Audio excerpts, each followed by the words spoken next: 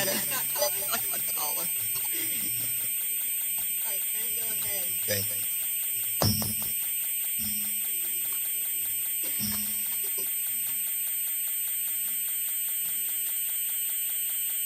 Okay, let's call the San Juan County Planning Commission meeting for the 14th of November 2024 to order.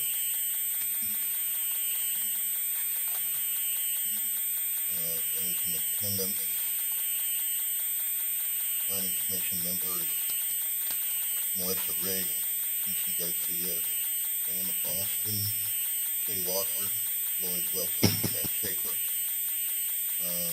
staff, Kristen Bushnell, Commissioner Stubbs, Vince Nielsen. Am I missing? Matt, is he on? Matt's on, online. Okay. I am, yep, we're here. Okay. Who'd like to lead us in the pledge of allegiance?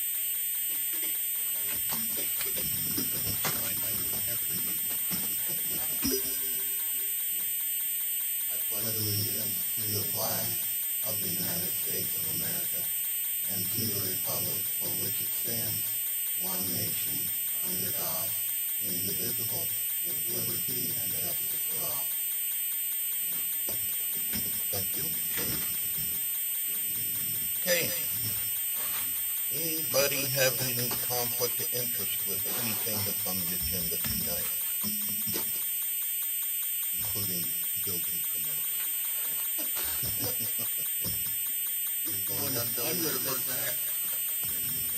Anybody? Okay, moving on. Everybody had a chance to read the minutes from October 10th, 2024. And if you have any comments, corrections, additions, subtractions.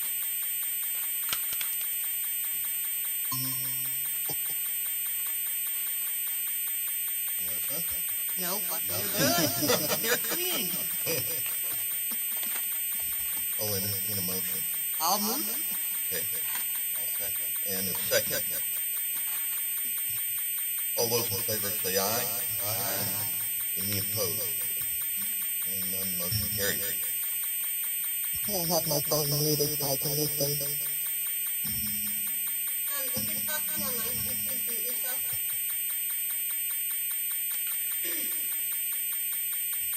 Okay. Public comment. This is for anything that's on the agenda or not on the agenda. We'll take in-house public comment first. And once that's done, we'll go online. Public comment. Okay.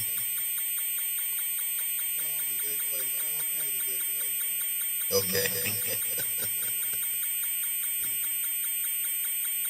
Okay, any online public comment?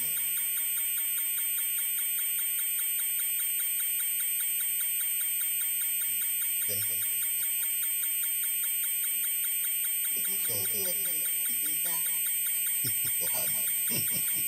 So quick question. We have public comment on the anything on or off the Sorry, the language was updated on the last one, but not this one. Time reserved for public comments. Open comments are not allowed once into administrative and legislative agenda items. Sorry, I missed updating. I knew what you meant.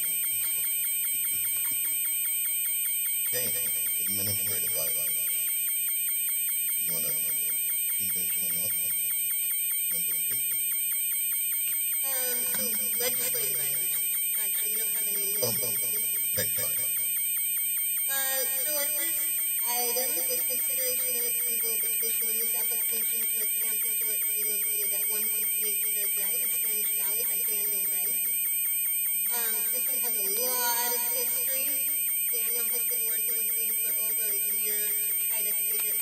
about how we can get them into compliance.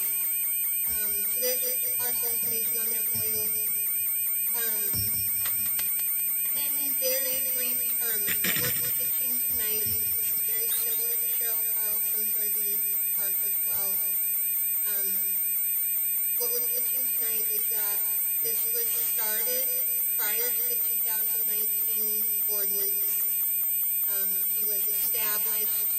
There was not a lot of policies being upheld at the time, and so Daniel would like to basically get a historical conditional use in the 2011 as an ag parcel. So this is our biggest packet tonight. It has a lot of history of him pulling building permits. And Daniel, I'll let you take it away, like when you acquired the property and kind of the history behind it. Okay. I acquired the property in early 2017, I believe it was. Shortly thereafter began renting out campers. I called at the time and just asked if I needed a business license to be doing what I was doing, and they said at the time I only needed one if I was going to be selling alcohol, that I didn't need one for that, and so I just ran with it. And the first kind of interaction that I had where I was told I was out of compliance was Lloyd actually came and helped me with a sewer backup, and said, hey, we see you have these spots here. I'm with the water department. We'd like you to come in and get straight with us. And I did that. Not quite. Not quite, no. I came in and claimed 8 RV spots and then started paying for those. Right, which you were on it's another subject, but it's not, you are not in legal, Well, With what the I mean, service district what I mean point. by get right, I came into the office like you said.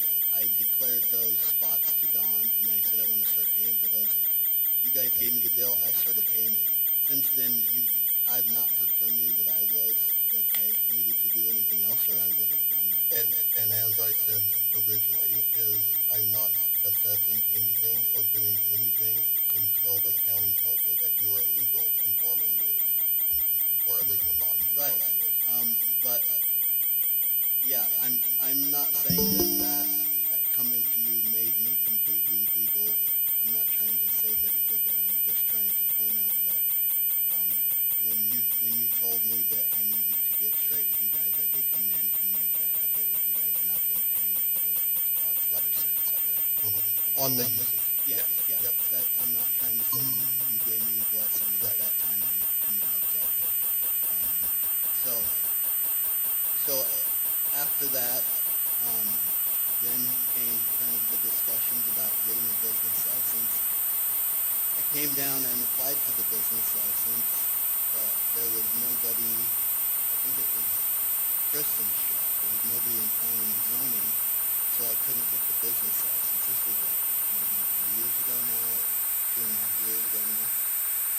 And so this is kind of just snowballed for this amount of time. I'm just hoping to get it all squared away.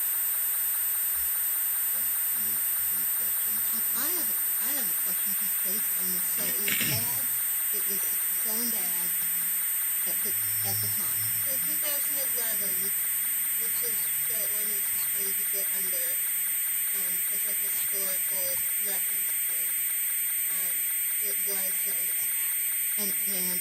And an RV park was a camp resort was a conditional use in ag at that time. So did you in 2017, 18, 19, 20, well before it became Spanish Valley residential, did you come and apply for a conditional use? No, I got the land and I called down and asked about getting a business license, and Well, then this is that's what they different told from a me. business license, so this is So I'm not sure who would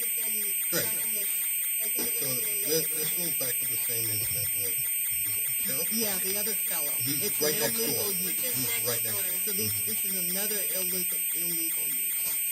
Yeah, That's and been it goes around back for to a that long same time. argument of Yeah. Greg saying, yeah, do whatever you want.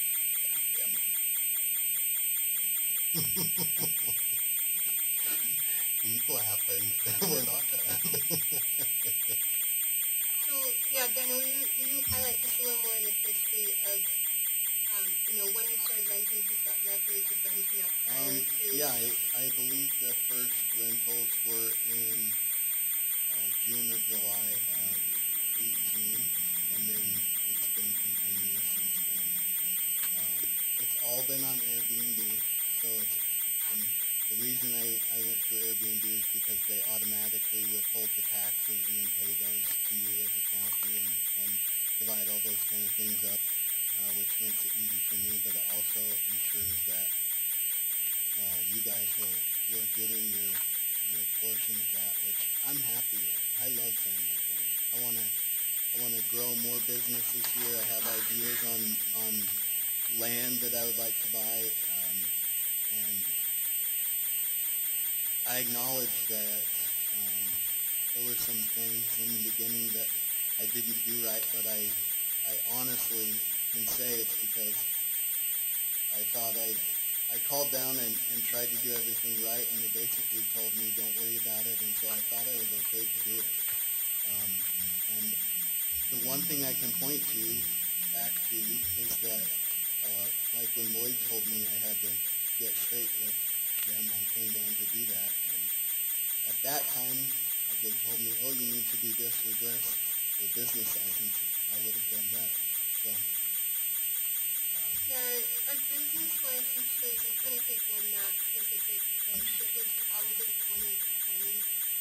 It was right in the middle of COVID when we said, hey, we do need business licenses. There was a grace period of getting business licenses without a fee.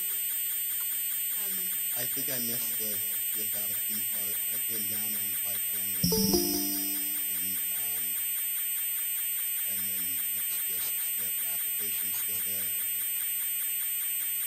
And Daniel is one, I think this is, are you granted business license or are you in the pending? I think it's waiting on this, but Yeah, I with think the other his ones. got held up in pending due to non-compliance with zoning. I think the service district and Nate was holding. Nate was holding and I was holding until we got a confirmation. So how are we handling the property next door? What's the latest on that one? So where we left it, and that was in March, the next 2015, I believe this would be in March or April. We ended up changing Cheryl's. This is going to be a mixed use zone, probably. Not legally adopted yet, but that's what we kind of rehashed is mixed use, which it would be conditional use under mixed use zone. How many RVs are in this park? 8 spots. Currently 2 of them are cabins and 6 RVs that I would do. And I've also kind of expanded it, and there's other tent spots and things like that, but like I was telling Kristen, I'd be willing to just take that all back to like the 8 spots that I declared with them and just get rid of everything else. All of that's been on Airbnb the whole time and still is. So everything that I've grown, we kind of reluctantly grown with me. Because that's my main concern is that it's not fair to the neighbors around who are not running commercial operations because they live in residential. And then when some people illegally started doing commercial activity in residential and the county turned a blind eye, and then it expanded, I feel like to mitigate that, we need to have these illegal uses be either reduced back to what the original was at 8, but not allow any more expansion. And if we take it in a historical context way, it mimics to that non-conforming. But then if you ever wanted to do any expansions, you would have to come back back on for conditional use on the Yeah. Under the mix, under the New subdivision, yeah. So can we go to page 11?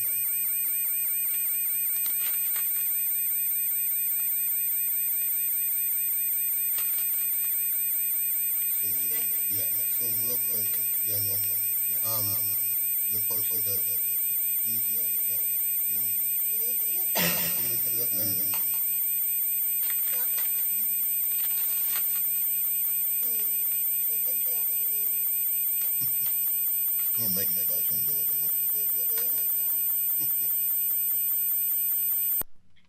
doing it though? It did. Oh, it did. Okay, let's keep it up there then. So my question, the middle parcel, Middle parcel is what? is where your campers are. Yep, right now. The furthest one to the west, which is the lower one there, is that owned by somebody else? I have that Let me- too. It's let me find it 0.96 in total. I live right next to the campground. Okay, so you live on the west This- parcel. So that one No, that the you show in the west. box, yep, just right up there, and then the one that you show in the box just below it is 0.63 or 0.68 or something. That's where the campers are. This is this is with the lot line adjustment. Oh, So so this that, Oh. this the, is the the most other up one to that was date. right here is no longer there. Correct. Okay, so this is. So this is as it it's stands recorded right now. That's page 10. And I, not to allude on other items, but Daniel did want to subdivide further, and we've denied that subdivision. This is basically a non-conforming subdivision because it doesn't meet our current requirements. And so we've said, hey, you can't subdivide anymore, but this is standing as a subdivision. So Connor Simmons owns the front lot and the back lot, and Daniel's in the middle. Oh, okay. So, okay, but the lot line has been removed? The lot line was adjusted, so if you look at this one, Mm-hmm. this boundary has been adjusted up to here.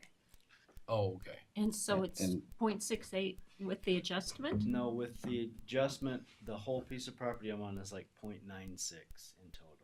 Oh boy, That's you're my so house. close to one. I know, my house and then the campground area. So That's what right. was the reasoning for not subdividing? Huh? What was the reason for not subdividing? The reasoning is road frontage. We've had a huge mess with subdivisions. We've denied a bunch of them recently because people can't get the 25-foot road frontage, and it's turning into a really big mess in Spanish Valley. You're talking the Terra Drive section? Well, all over Spanish Valley. So in order to subdivide any more back here, you'd have to run what we call a flagpole out to the street. And so it's included in this property without this having like a proper, without it being a proper road, you can't get the 25-foot frontage. Yes, they've approved a bunch of these in the past, and we are not doing that anymore. Okay, So- so you're telling me that this egress easement down this north side of the property is not sufficient for a subdivision? Correct. Why is that? It needs to be a designated private or public road with a road maintenance agreement. We've had a lot of people claim an access easement, Mhm. and that is making really big, not good things happen down the line. It's fine when it's just between two people and they're like, oh yeah, when that person dies and starts selling land and splitting it 4 more ways, it turns into a really big mess of who's responsible for that easement. And without having any road maintenance agreements in place, we don't have anything that we can stand on. And so Which really it- isn't the county's problem. true. On private property, but it's not the county's we're- problem. We're not. We can talk more about it later because I it get sounds that like this from her might a be a lot, don't I? personal issue. We'll talk about that later. Well, we have approved a lot of subdivisions with an access easement access, And the owner's especially deed there across doesn't. especially Right. across like big farmland, It right? really does. Well, it's different getting a pickup truck to your cows down on that far end versus now there's 100 houses there.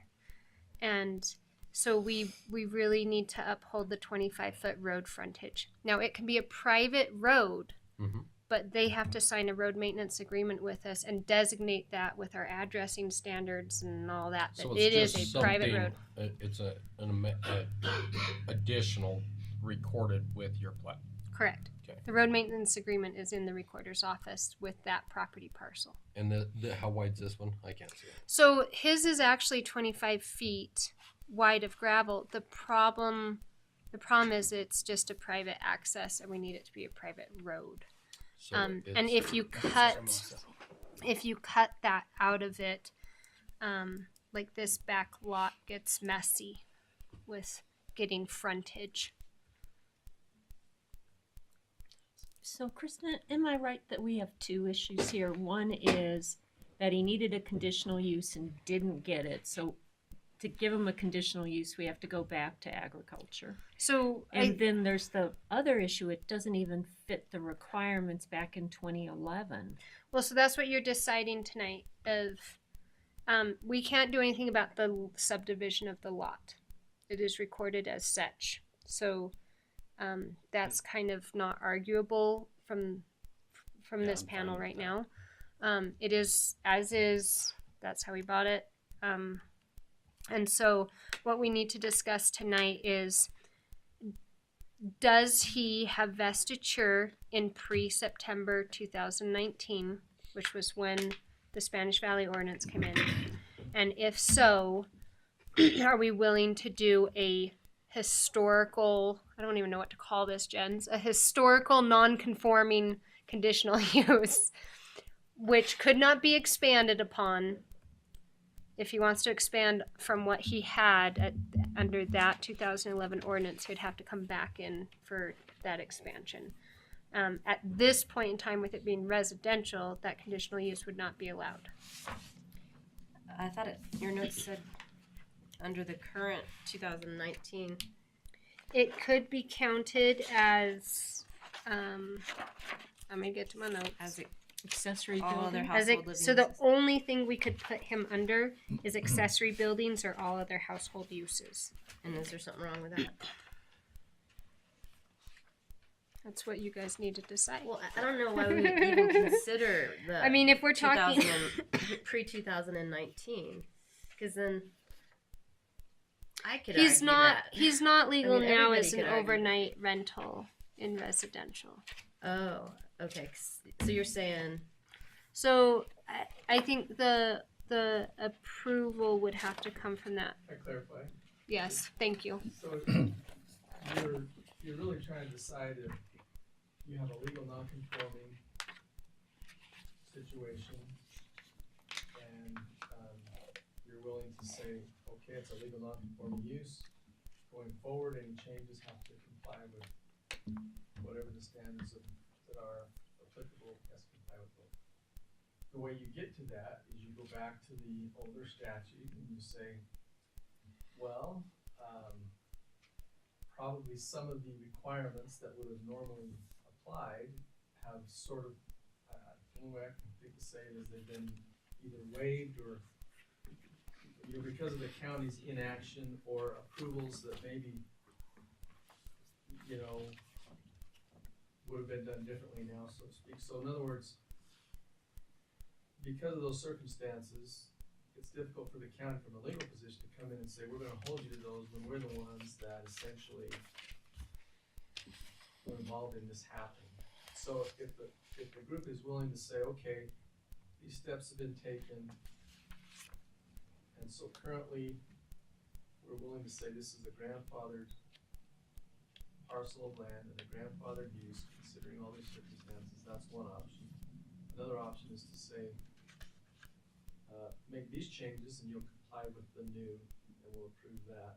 And you could make it to where, there's some things yet to be done before you give the approval, so you're not approving it tonight. You might say, these are some additional things, but those are the two options, as I see it. What if we waited it until it was with the new zoning maps? What would be the impact there? So you, So have you all looked into it enough to see that what the use is would comply with what's going to be? Well, we can approved look at our because- zoning maps right now. So yeah, he would be under conditional use Under as a multi-use. multi-use Mhm. zone I think shortly. that would be, Daniel's just tired of waiting, That would be and that's the- understandable. that would be, in my mind, a cleaner I think so. legal too. position to take than the other. And you're talking about the approval that's coming that we're working on now that's gonna be, it's another, It's looking like January. yeah. Don't say that. Couple weeks. Couple weeks. Well, I mean, before Q1. it's implemented, not So- submitted Sure. to be- The neighbor, we wound up sending that to legal. And legal was gonna determine whether, Is For is Cheryl? the situation with the neighbor the very same, or are there some differences? There's one difference, one kind of big difference. I took advantage of claiming my spots with the water department when I knew that was available, and I don't think he did. But other than that, yeah, we both were doing the same. About the same time. Well, he was renting spots where people could pull your own up. I had them already there and set up, but yeah, it was like campground stuff on both parcels. So Trent, Cheryl's we just tabled. All three property owners of this area have been to legal. We've been looking at how to work with them or deny it. But they would like an answer, and maybe we don't have an answer right now. I realize that might be the case. If anything, it's coming shortly where we could rerun this in a few months if you want to go that way. I think due to the circumstances and due to what's coming down the line, we're not in a place to take extreme legal action on this at this point. Okay, so Daniel just putzes along as a non-conforming, kind of grandfathered, kind of neither here nor there, and then in a few months we can make things compliant, and it will be cleaner if we wait. Sorry, Daniel. Yeah. It will be cleaner. It's okay. What's the detriment if you wait? Is there- Nothing really. It's just it's been over a long amount of time, and Just I opportunity know deal. so yeah I know that in some ways these guys are wanting to deal with these businesses that are sort of outlying and trying to be compliant, and I think I fall in that category, and I just wanted to come and just kind of make it official and what have you. Well, If the it works downside, better in a couple months, I do understand that. the I mean, downside that's- is like he can't get approved for any building permits or any expansions or anything. So he's But It's I don't kinda want to like- expand anything. But he- I yeah. just want to leave it just as But he it is. couldn't I'll if take we it did back to the 2011 8. either, and- correct. Right. So, So that's even like if a we did moot the point. historical non-conforming, he wouldn't. I He think wouldn't that's be able to just pull anything. complicated and trying to come up with a resolution with the ordinances as they are now. I just don't see it happening. But The ordinances as they are written now. Right now, the 2019. Would this I have been just- under the 2011? Yeah, I think that's just such a contortion. Yeah. So the biggest problem is even we're assuming that this new ordinance is going to pass, and that might be jumping the gun a little bit because Terra Drive in all these commercial businesses there under the new ordinance is pretty much going to green light lots of expansion, right? Not Density, Under a density conditional will, use, yes. density could Yeah. increase and all that. I mean, And look at that one little road that has to go right in between those two neighbors on Sunny Acres. That traffic there is so bad. Coming through, off of Sunny Acres onto Terra Drive, squeezed in between those two residential homes. We've got a bigger problem there. Well, Gold. In Daniel's Ridley, defense, like, I don't think there are any residents other than this guy on Terra Drive. No, it's these two. It's these up here you're worried Yeah, about. is the ones that Ann's talking But about. I mean, all of it is commercial space. Right, and that is It shouldn't have happened, but it's there. I'll be reducing my capacity, so the traffic will be less from me. you might later change your mind. I or the want to. next person could Well, do something more. I'll be coming in front of you if I do, and you can remind me that I told you I didn't want to do anything else and didn't want to build anything else. And I'm not. Because I don't. I will be happy to just call it good right there. And I mean, I'm I just hear saying, you. what about all these people on Sunny Acres living with that little juggernaut there coming into Terra Drive? We need to figure out another access for that neighborhood. I mean, So we've looked at running roads through here, also trying to tie into Merriam Court through here.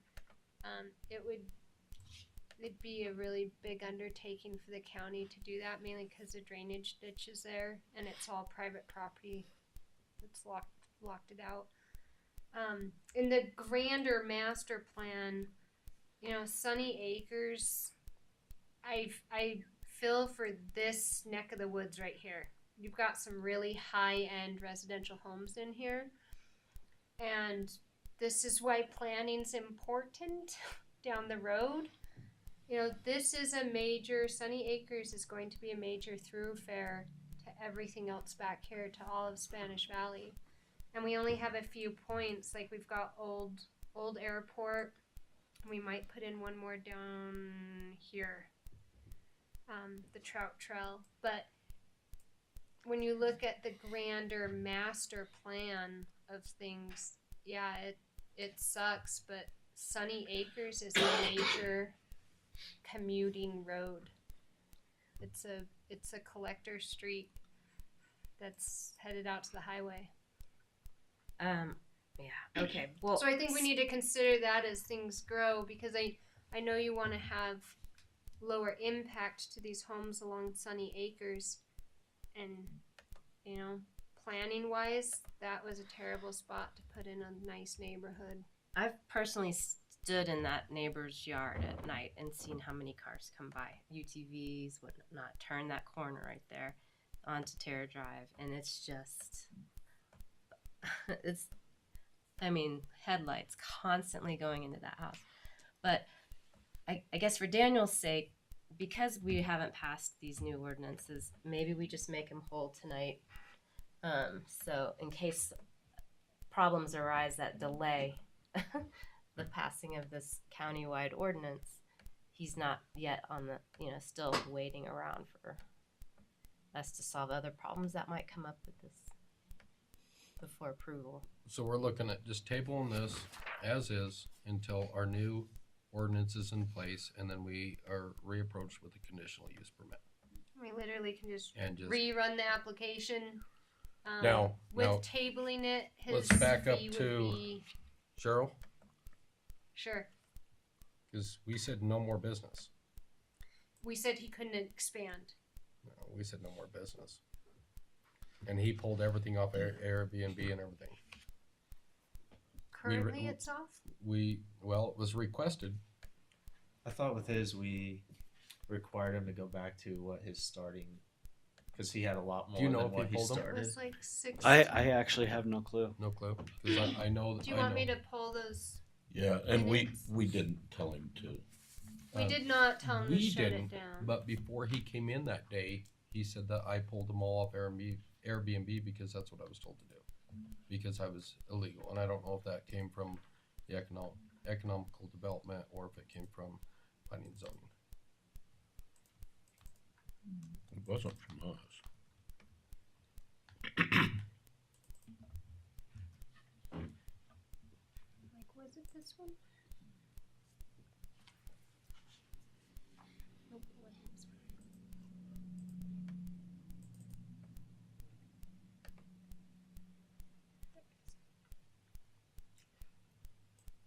Cheryl Carlson.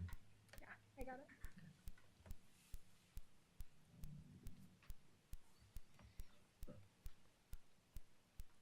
So we had quite a few notes on this.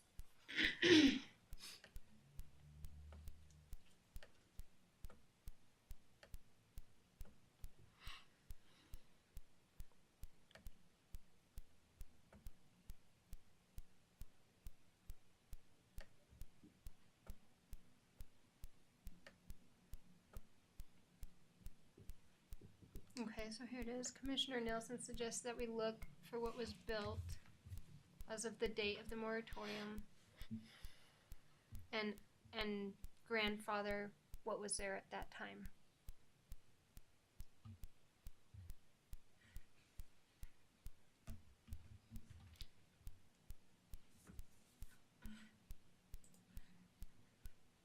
So it got tabled, And then at the end, sent to the county attorneys. See. To determine You if were it was right. legal or illegal or Yep. non. I think the main thing was we're waiting for the ordinance change, which would make it legal compliant. At its current size. Nope, they could Yeah, with pitch to conditional use, you expand can it. pitch whatever you Oh, want. I'm talking about it at its current lot size, sorry. Mhm. Yeah, okay. And what's the liability to consider him under the pre-2019? If we bring him under 2011 and say, okay, that was an error in the county, and that you're trying to get straight with us, basically it would come in as a non-conforming. It's almost like we had backdated a conditional use in this time shot, and so he couldn't expand at all. But we also don't want to approve it as a legal non-conforming use at this point. I think it just needs to float until our new ordinance is in place. Because I think that holds us liable. It would be a cleaner process to Be much cleaner and with no liability to the county, as in saying, this is, it needs to go through the due process of the conditional use without backdating, saying that, okay, just because Greg said it was okay in an ag zone, you know what I mean? Nothing's in writing at this point. Seeing if you guys want me to backdate the conditional use permit, I'm not gonna do it. No. The legal liability comes with, you gotta be consistent with everyone. Yep. And But that's all going to go out the window, right? If this new ordinance passes, that'll be right. replacing everything. But in the meantime, what I'm saying is, what's the harm in just letting people between now and whenever this new one? That's what I'm saying. We're not gonna. I don't think that we should consider this and make a motion as a non-conforming use. We just let it float until the new ordinance is in place, and then expect a conditional use permit like ASAP. Yeah, That's my opinion. And I doing agree. so would open ourselves up to, 20 years ago I wanted to do that, and so Yeah. that consistency of if we do approve it, we set a precedence. You actually have a lot of leeway as long as you have a good reason for what you're doing and you're within the law, within Right. your parameters. I mean, and there are instances where, the county the legal term is stopped from doing certain things because of what happened earlier. You can't just use that for everything you want to fix, but it's really complicated. No question. The cleaner is to come in under the new ordinance where you meet all the requirements. And until then, you're no different than you have been for the last long while. So Right. Yep. Okay. that's Intentional inaction. the cleaner way to go. All right. Basically. Sure. If you did what Ann wants to, it's not like not gonna really hurt anything, but How many people are going to come between now and then, and just to have it reversed again later, right? Potentially. but it's still under the new ordinance. Terra Drive is going to be Like Mill Creek. a problem. I mean, you've got residents up Mill Creek that is straight up to Sand Flats. At least it impacts like 10 neighbors as opposed to 2 on Terra, Right. on Terra Drive on that corner. Mm-hmm. There's 2 houses there that get to enjoy that traffic coming in between their homes, which is and no matter what we do, you're still going to get the traffic. yeah. I mean, Well, if you had 50 homes down through there on what could be potentially dense housing, you're going to have 50 cars in and out 3 or 4 times a day. So let's hope a big developer comes in and wants to put a road So straight through. just wait. We'll just wait until that goes through. I'm like, well, our next guy might have something to say for that because we can't put a road through his property. I mean, we have looked at a road to the bottom of Terra Drive, and it is not feasible at this point in time. no, you'd have to go through a camp park. I think we should have a vote to table it instead of just move on. Okay, I move that we table it until after our zoning maps have been finalized. Is that legal? And adopted. It's a And good, adopted. that way you leave it open, you can come back and go I didn't one know way or the other. what our parameter was for tabling something. How long can we push somebody out there, especially if our zoning maps don't come in place till May or June? Well, So making a motion like that holds us.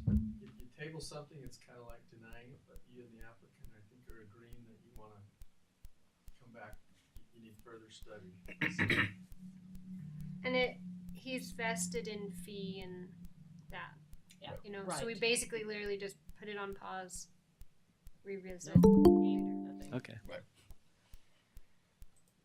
Okay, I've got a motion I'll second that. and a second to table this application for a conditional use permit until ordinances and maps are approved at a later date. All those in favor say aye. Aye. Any opposed? Thank you. Motion carries. Thanks. Thanks. Number 3. So our third item is consideration and approval of a conditional use. Hold on, let me get down to it. Yeah, I know you had a huge part in this.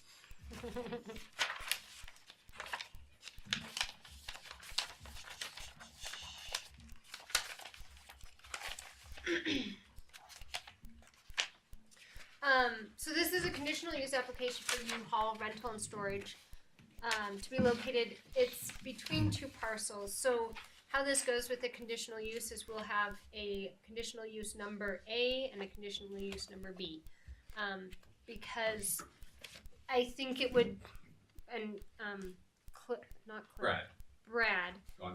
Sure, you're up. He can speak more to this, but I think they go hand in hand. So if we're not going to approve one or the other, they kind of go together. I'm in trouble. As a set. So we've been working with U-Haul for like 6 months now. They've got us some initial construction documents there for siting. The current zoning is in highway commercial. Parcel number 1 is at the corner of Highway 191 and Sunny Acres Lane, and parcel number 2 is is behind the Moab Business Park. So this is just next door. So here's the first parcel, and then the second parcel is 2 parcel. It comes up here and is back in. Well, it's all of that. Yeah, it's all that. It's right there. With this.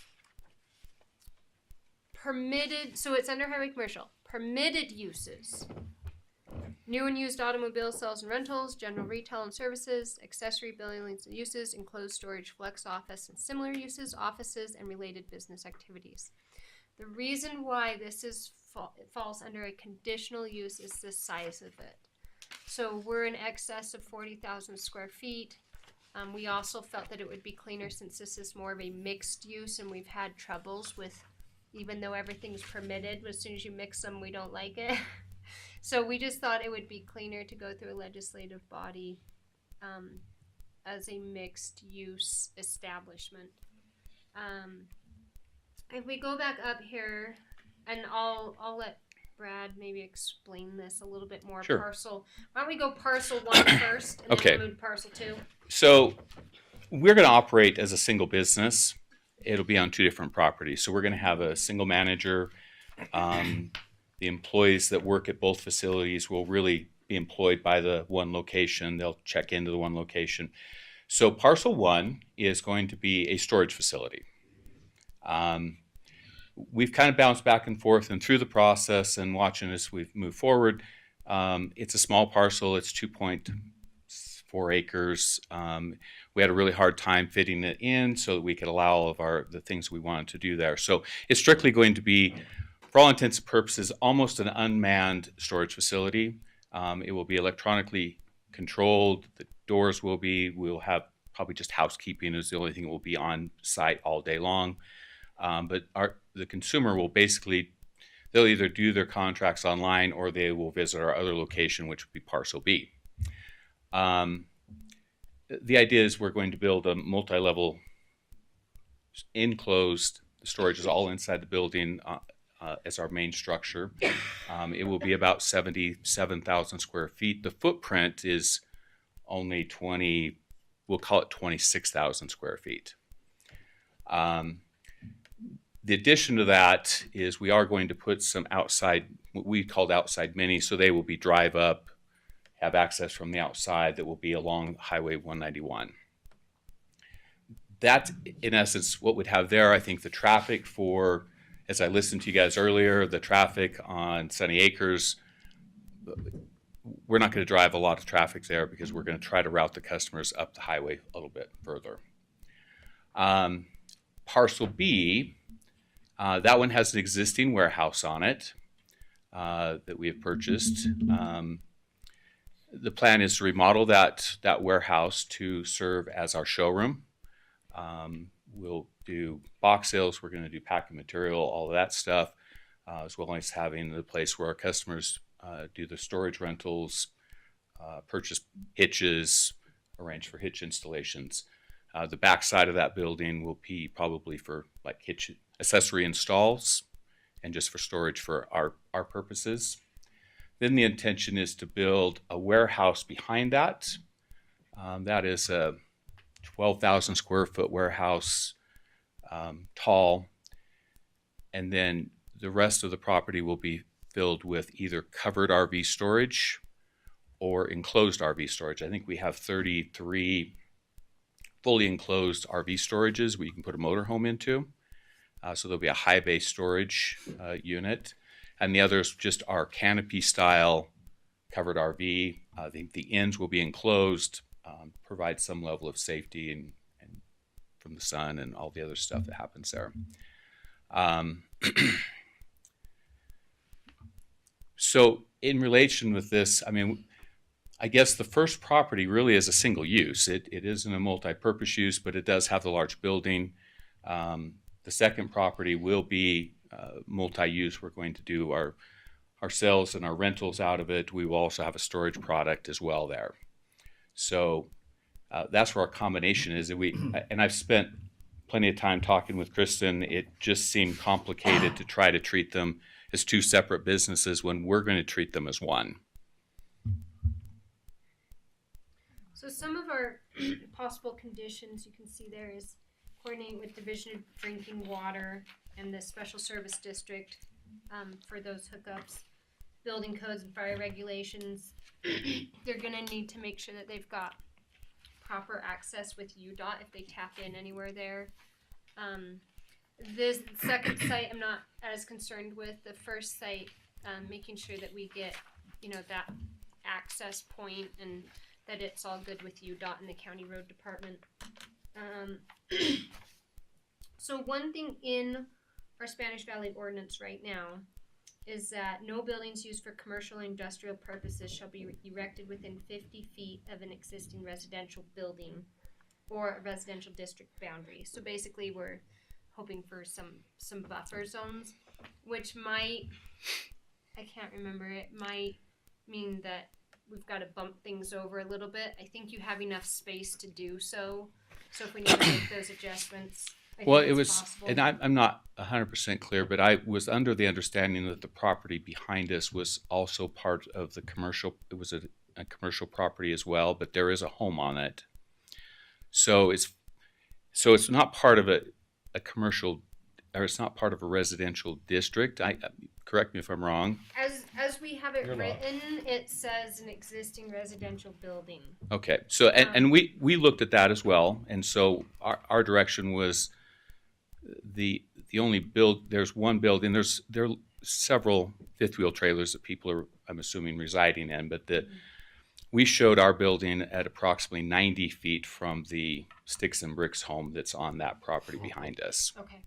Yeah, and that's what we would vest you. So I was, we did find that, we did look at that, we tried to take that into consideration, and if I've missed anything on the zone, then please correct me, but our intention was we felt like we were 90 feet, and we do have a little bit of leeway.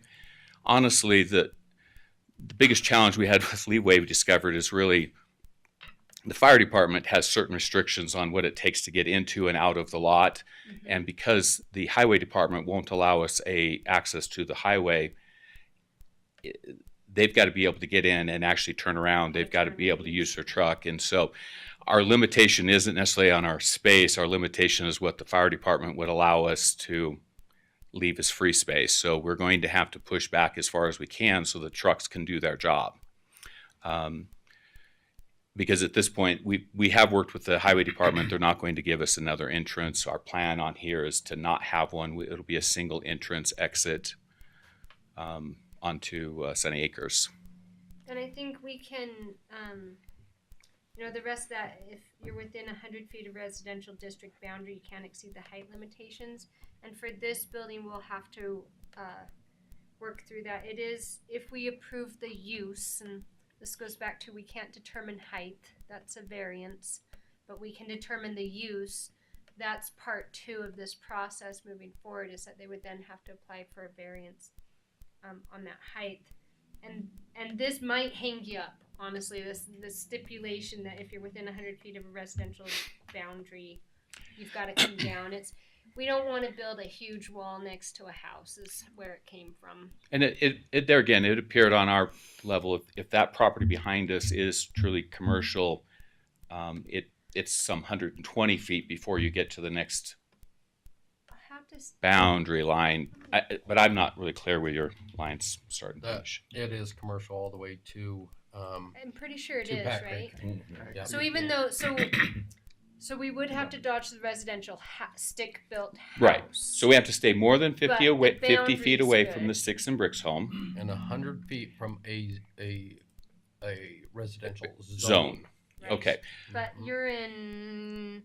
So yeah, it's highway commercial. Mm-hmm. Just for clarity, where's parcel 1 and parcel 2? I want to make sure I got the two straight. So I know where they are. Which one is which? Parcel 1 is the corner. Okay. Yeah, parcel A and was that one. Parcel 2 is behind. I just wanted to make sure. So the tall structure would be parcel 2. No. Parcel one. one. Parcel 1 on the corner. We potentially are going to put 2 tall structures, but the parcel 1's the one that's closest to the residential sticks and bricks home. Most of those are constructed on what we believe was commercial property. So our rule would be stay away from the sticks and bricks home more than 50 feet, and everything else felt okay. Your trucks would be on parcel 2. Trucks are going to be on parcel 2. We're currently operating, we got a business license to just operate the truck rentals on parcel A, because we're just kind of floating along, seeing what we can get done, working out of a temporary operation. At the point when we start, we're going to move down to the other building. I've had a leasee in the building. Their lease terminates the 15th of January. At that point, we would like to go in and start our remodel and move our operation over. And then that property will basically just turn into a construction site, and we'll jump through all the hoops of building permits and such. So I think rereading this and relooking at the zoning map, I think they're already with what they have pitched and compliant with that. That 4th bullet. You guys want to see what we want to build? On the I brought elevations. I think Nice. we've got it here. I don't think I sent you good Oh, elevations. you didn't send us the fancy No, ones. you guys don't know how hard I had to beg. And To get it done by today. yes. Hey, on that first bullet point, Christmas, you need to change that on these. They don't have to coordinate with the Division of Drinking Water. That's what we Copy, all right. So just just coordinate with the San Spanish Juan Valley Spanish Special Valley Service District Service District. Yeah, because we take care of all that process through. through you. Yeah. Okay. Where will the rental trucks be? They're going to be How's- on two. Parcel B. Parcel B. They're okay. Parcel 2 were in the Moab. So they will likely, Thanks, you know, Daniel. people will rent the Thank you. moving trucks. They might drive up to their storage unit, They might, yeah. or so, you know, there could be that relationship of someone who's storing their things.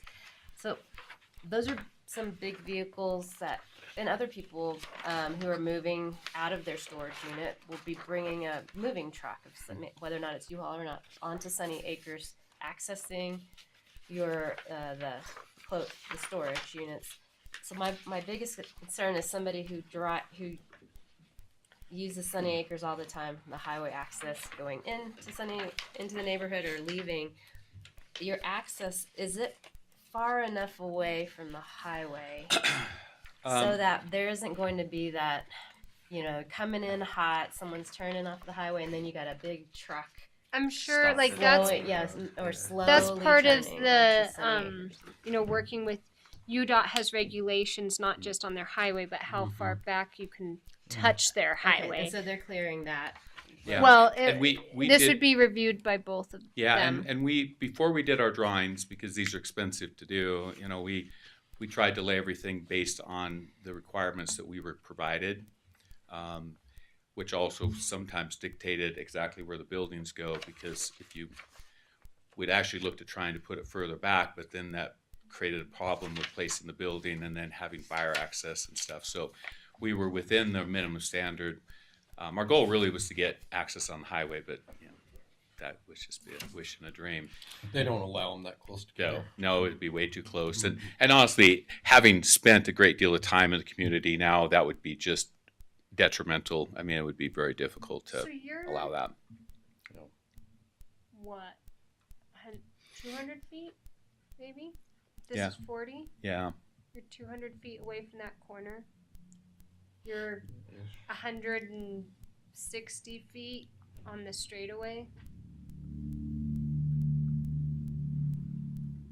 Give or take 390. Give or take. So I'll give you a little other detail as far as traffic goes. You know, would assume that the traffic's a little bit busier on a Saturday. It varies. We're open 7 days a week. As far as activity, and I think probably a big reason why we shifted everything to get away from some of the residential is just to be more friendly to community. But this building will have indoor, basically there's a section there where you open up bay door, you back the truck inside, you can close the door, you can back your vehicle inside, and then there's some loading docks out on the front side. So we're trying to keep it as contained as possible, but there will be some traffic and a little activity. Probably no more than what I'm running today, because we're renting every one of the trucks out of that location. You know, they leave there and they go to their home, and then they're going to go someplace else and they eventually return. So I haven't noticed a traffic problem with the current. I haven't seen much. I see people there all the time, but it hasn't affected me driving. Just in needs and an out. acceleration lane. Yeah. That's the only problem with that. But if you're putting storage here and they're renting trucks out of there should be less traffic once people get their stuff in there. I think so. We liked this one for it to be in the main location with the showroom initially, but Not enough room. it's really just not enough room. Boy, we honestly, we've owned this property for a year and a half or 2 years, and we have spent a year and a half trying to figure out how it would work, and it just didn't. And then we went and bought the other property to be able to make that work. Yeah, this is probably I don't know, maybe a better getting big trucks in and out of here. Yeah, it's going to straight work onto the better for highway us. Versus, Either way, I think it's sixes. I mean, it is what it is. So who owns that access into Lot B? that little gravel driveway there that goes up to So this is yeah. where there was a comment out of Elise from Sitla that I think Sitla owns a strip of that. To the map.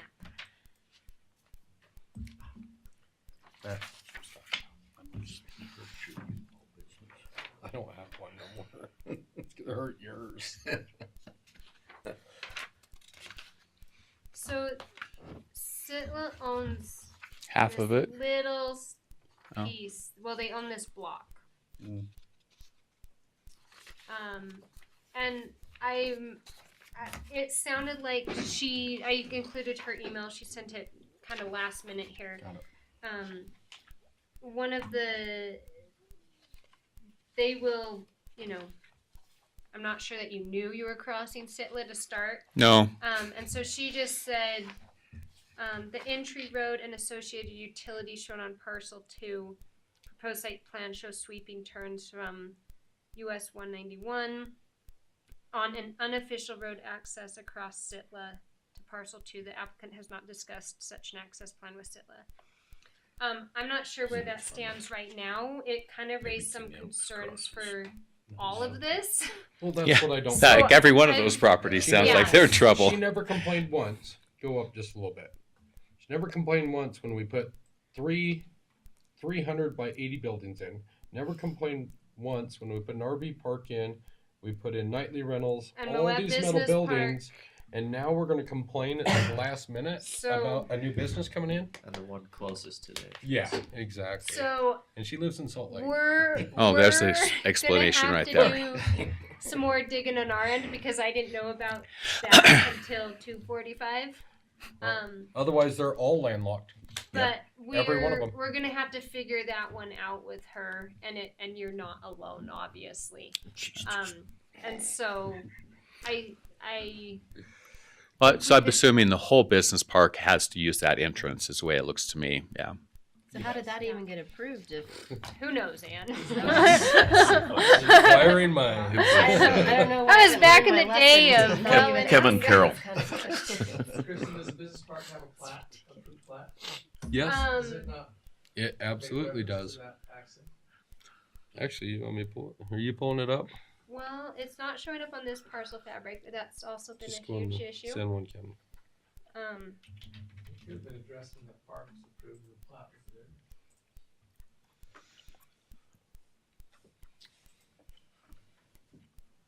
Uh-oh.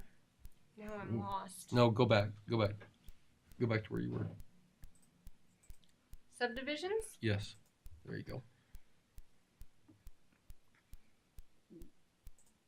I can read. Hold on. What do you remember what it was under? It's Moab not- Business Park. Yep. It's right there. Heyo. Okay. Should have went to the Oh, oldest hold one. on. We don't have. Hopefully, I can open a TIFF file. Oh, great. Oh, geez. Okay, come on. Have Melissa do it. She opens stuff. That's right. We're starting a free trial. We only have 7. Oh my hell! All right. Let me see if I can open it a different way.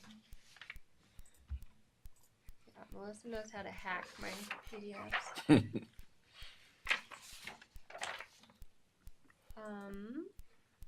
No. Sorry, this is county. We're on a tight budget here. Well, I'm hoping to pay you some tax money so that you can afford something else. That was a low blow. What else do we have? Okay, There you go. Good yeah. job. Thank you, Microsoft Photo. No, it stops right at Sitla. Wow.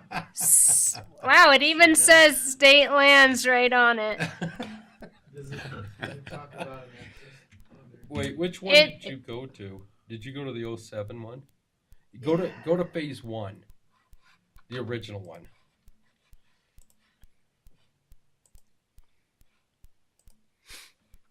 Ah.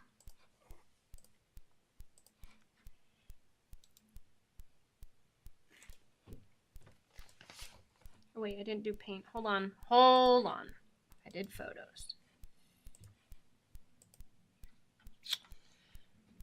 Oh, wow, will you look at that? Yep, there's nothing. Okay, so that's gonna be a thing for me next Just week. gate it off if they wanted to. Greg. You know, I just keep digging up more dumpster fires than I'm putting out. Okay, well, that will be a thing. And I think as for tonight, we can put that under our conditions that they must work with SITLA, as with apparently everybody there, to obtain an access easement or an agreement, or however that shakes out with Elise.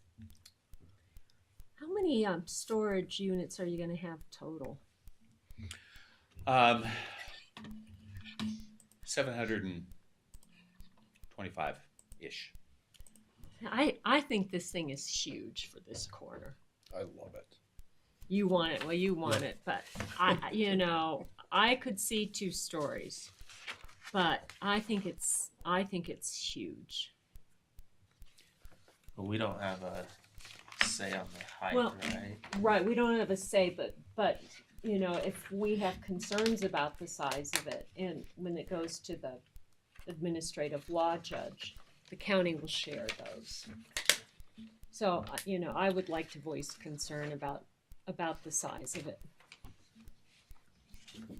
In our world, in explanation of why we do what we do, which is 100 reasons why, but we are long-term owners. I honestly believe we own like 90% of every piece of property that we have purchased in the last 80 years. We still own and we operate. So you just can't get rid of us. We just stay, and so it's really difficult to come back and add to when it has to happen. So it's a lot of units, but I will tell you that what we discovered in our homework getting here is there really are no storage units available. And a storage unit goes hand in hand with a housing subdivision or an apartment or any of those things. And so we really looked at what the demand was, the amount of units per capita, and then we looked at potential future builds and then what that would create it by per capita. And then we're really building something that we think meets what that will be in the short run. It is a big building, and we've chosen to go up versus out, especially on this property, because we don't have the ability to go out very much.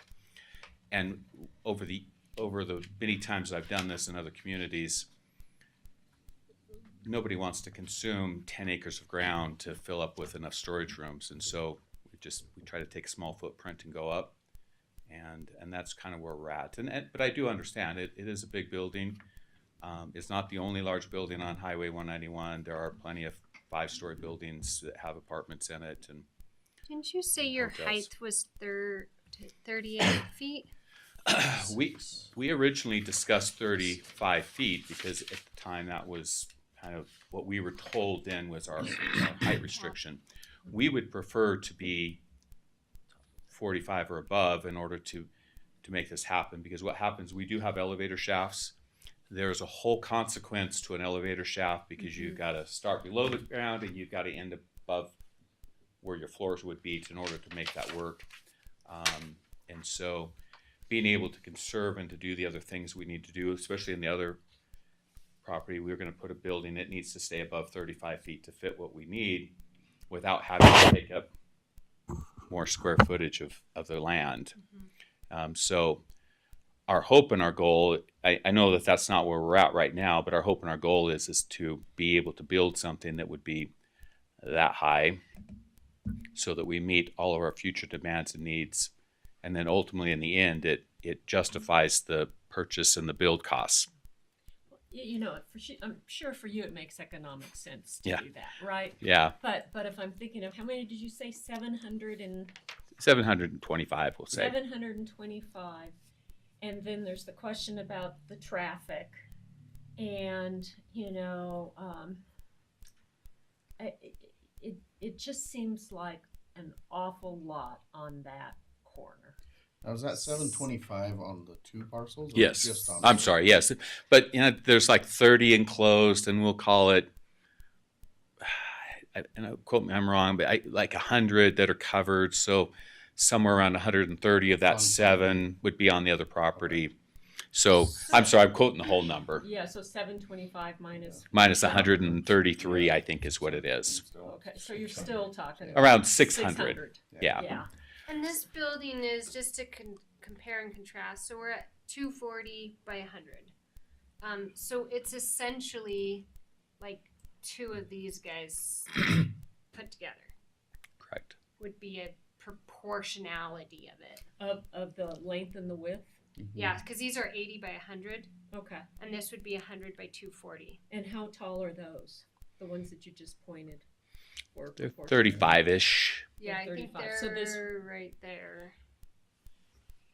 You know, these proposed drawings, which it might be a tight fit, these proposed drawings are 39 to the top of parapet. Like, they're What's really on the new asking ones? for only a few more feet.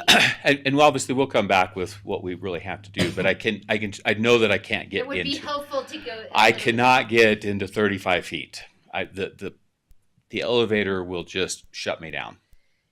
If your top of your parapet's at 39, which is only a few more feet, but then that elevator shaft, because I understand the technology there, that elevator shaft just kind of stubs up from the middle Correct. of it. You know, would you feel a little bit better about that? Not the whole building going up another 10 feet, but just that they have the elevator shaft space or mechanical space, Yeah. whatever you need, Yeah, kind of stubbed whatever. up in the middle. And that flexibility is important to us. I'll tell you that I don't always get flexibility when I work with, they want to stay very letter to the law. The roof's the roof, even though you've got an 8-foot square that sticks up, they want to count it. So we always ask for what we know we have to have, so we don't run into it. We've jumped through all the hoops of designing it, and we're 8 feet short. So what I'm hearing is 35 feet, and then this little thing would go up some more. I think that our drawing is 39 feet. That probably really does cover the elevator. I'm not an engineer, but I think that puts us really close. So it probably has to be right around that 40-foot mark. Which you're is, looking at 12-foot floor to floor. yeah, And you can get a truck in with the 12 feet. not the largest one, Yeah. but those aren't predominantly the ones that want to use I rented a 10 by 10 room on the second floor. Yeah. They want one of those drive ups and throw it out and come back in a year or, in a month to get their stuff because they just got their house.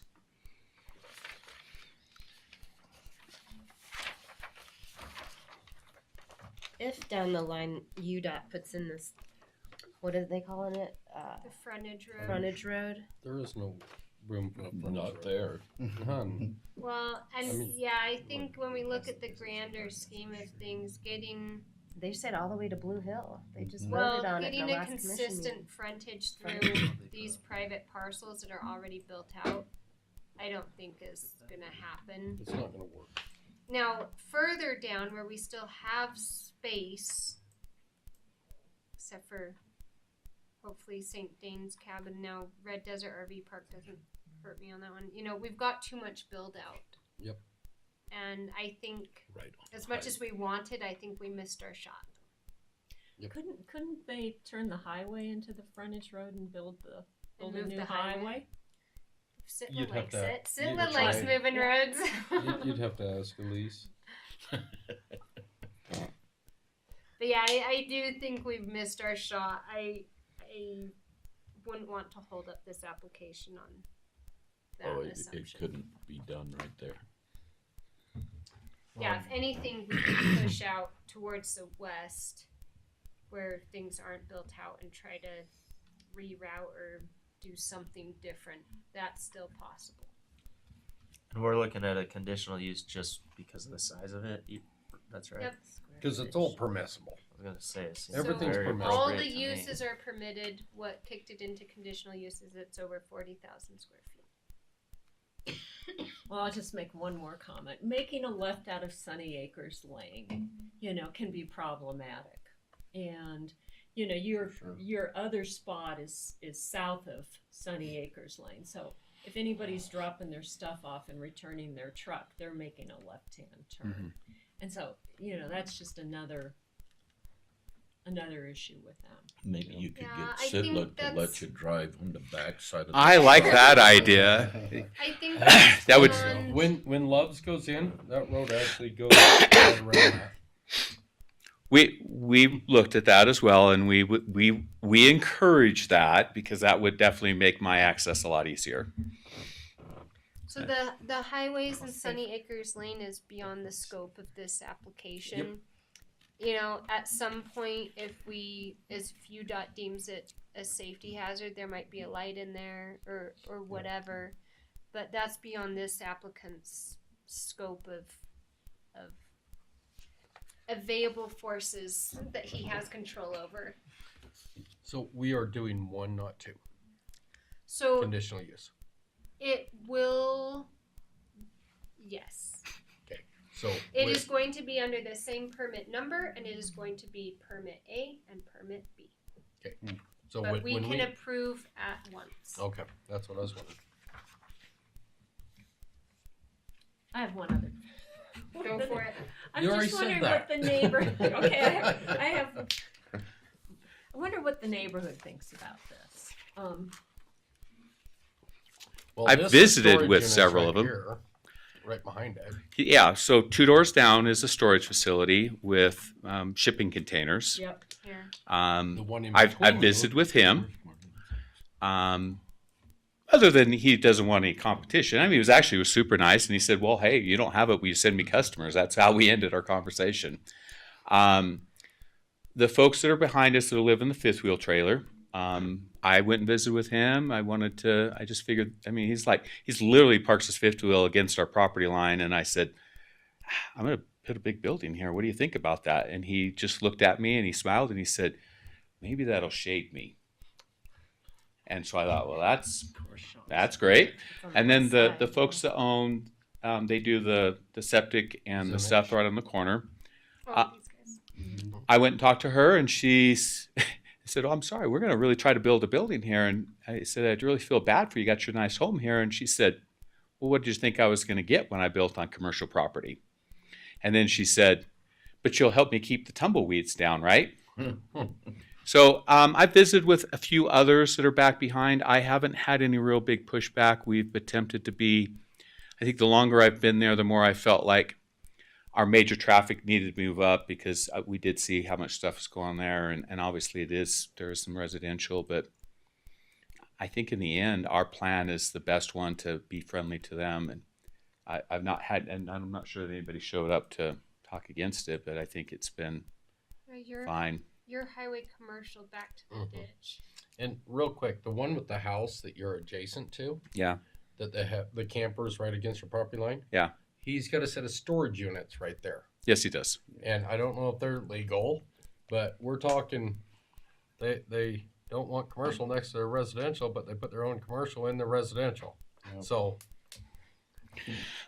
Are they permanent or are they just? I think they're like connexes. I think with they're all. separate I think doors. everything that's along that most Yeah. is connexes Mhm. or shipping containers or whatever. And I Business don't- license. Yeah, exactly. So. Why does parcel 2 require a conditional use? It's under it's be- 40,000. It's because we're running them as one. It's one. It's a package deal. Oh, both of them. And I guess are there technically- Because if he could only do one or the other, it's not as he's got to run both properties to make this a feasible business transaction. So we're really giving the conditional use to parcel 1. And 2.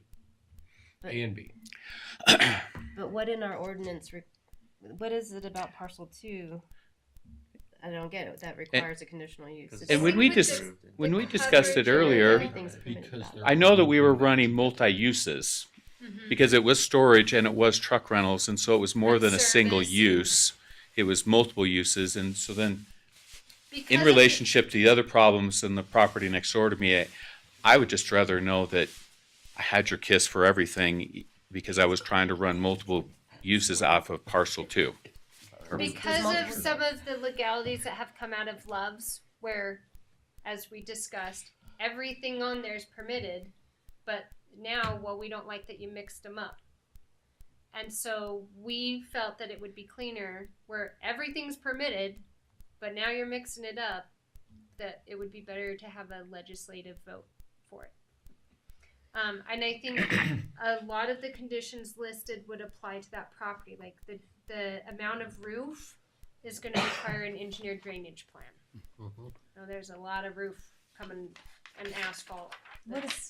What about that other point that Elise made about parcel Floodplain. 2 and the floodplain? What floodplain? We don't have FEMA flood maps. We cannot enforce floodplains. Yeah, if we do not have this the is mapping in something place. we're hoping to get in the next 5 years, but we do not have any designated absolutely cannot floodplains. enforce by law enforce floodplain if we don't have the FEMA mapping in place. So what would you say to her point number So 1 with here? with That- doing that- Buyer engineered, beware. Yeah. with doing More or less, engineered drainage plans, at least they can keep what falls on their property on That's their property. all that we can and require. and again, it's that scope. Like he can't fix all of Pack Creek, and yeah, that drainage has ripped. That's not. He can't solve all of Pack Creek's drainage issues. Yeah, but I assume you're going to install some sort of riprap or something over there on that side of the property to protect yourself. Yeah. Yeah, and that one's never flooded. That one's fairly The elevation right there. we've looked at, because we did look at the elevation of where the water is compared to where our property sits, and it feels like a lot of people are in trouble when I'm in trouble. Right. Yeah, because I have a Yeah. I have a sewer and a water line that goes through from Marion Court over to Rio Grande right there, and that is one of the deepest sections of Pack Creek that we have. So. Yeah, just in general, I've been working with Brad and his team, like I said, over 6 months. This is not day one for them. They have done a lot of studies. I mean, they are way far down the line on engineering and drawings and really looking at things. I still have a problem with the understanding of why these parcels can't be approved separately. Because going forward, if a property owner has 2 Airbnbs properties, You can approve them separately if you want, but I just it's does this unviable hold if us you approve to one and not the other, I think, for Brad. why would we do that? I mean, one of them is totally They're- permitted. Parcel so- B is They're gonna have separate CUP certificates. This is A, this is B. but B doesn't need a CUP. And Yes, it does because of the mixed use. yeah, because of the stuff that came up with Loves. So they're trying to keep it cleaner because of the mixed use within it. The showroom and the Yes, storage. that Okay, they wanna make that's them the both answer. a conditional use. That's the answer I need. Was trying to find out why did it need it. Okay, all right. But Mainly going because forward, of what if we've lessons learned from Loves.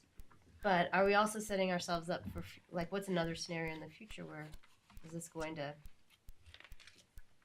We can separate them out in the future if we felt like it. Yeah, so Right. you have We separate could right now. certificates. All right, thank you. Each for property helping has a clarify that. certificate, although we're approving them as And my assumption is Under one. if I wanted to add another thing, I would have to come back and yet ask for another conditional use permit, right. was how so she any explained to me. expansion or Right. anything, Yep. he I would has to start all over again. rerun. Okay, Yeah, I so understand. we walk into that fully aware that we're protected with everything we start with. If we want to do something more, I come back to see you.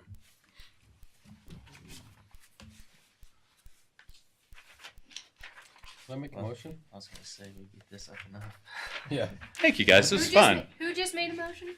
I'm making a motion to approve the conditional use permit with the conditions listed, other than removing the division of drinking water off the first bullet point.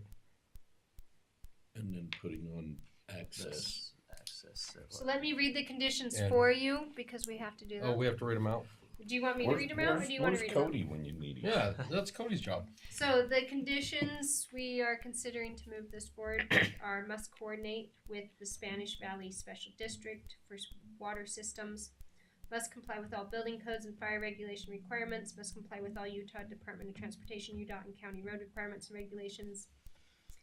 No buildings used for commercial or industrial purposes shall be erected within 50 feet of an existing residential building. I think we period it there because that's all that's applicable. Mm-hmm. Must submit an engineered drainage plan to the planning administrator prior to building permit applications.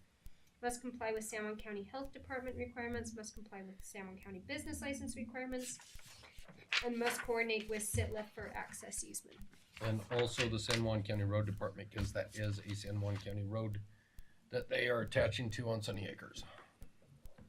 That was listed up above. Was it? Did I miss that? County road requirements and regulations. Third. Yeah, on the UDOT one. Okay. Okay, I'll second that. got a motion and a second to approve the conditional use permit A and B. Parcels 1 and 2, however you want to state that. With the conditions that were read. All those in favor say aye. Aye. Any opposed? Any, did you vote? Mhm. Okay. Any abstentions? Nope, I said aye. Okay. Thank you, guys. I heard her Thank loud you. and clear. Well, all I can hear is Lloyd over here. This is your bad ear. What are you talking about? Review of San Juan Estates Phase 5. So the reason why this subdivision is coming to us is because it's splitting it within a already subdivision. So this is off of Mount Pill Drive. Let me grab the Google map here.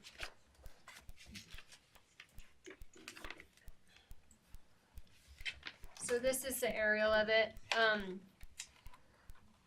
Unassociated with this application, they are dividing. So a couple things going on here.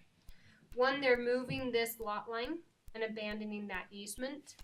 And then they're dividing these 3 lots into 50A, 50B, 50C. So if we look at the aerial of it, here's that weird, we don't love it, none of us love it, but here's that weird That's driveway Harold. up. And so the area that's getting subdivided into 3 parcels is here. There has been some concern for this drainage that pretty much goes straight through Lot A. It stubs in about right here. But it seems that they've been able to mitigate that thus far. And I don't know, Boyd, if you have any other info on that drainage and flooding, or if anybody's called you. And That's the same one that flooded out the bottom end of Mount Pill this last go around. Same drainage. there is a culvert right here, Mhm. yes? Yeah, so if you keep coming around this way. Lloyd's trying to move Which the way, screen. Boyd? Keep This coming, way? keep coming. Yeah, just keep following the creek or the wash. So we lost this section of road right here where it says East Mount Hill Drive. To your here. right. To your right. To your Right right. here. Yep. So we lost this section of road this last flood.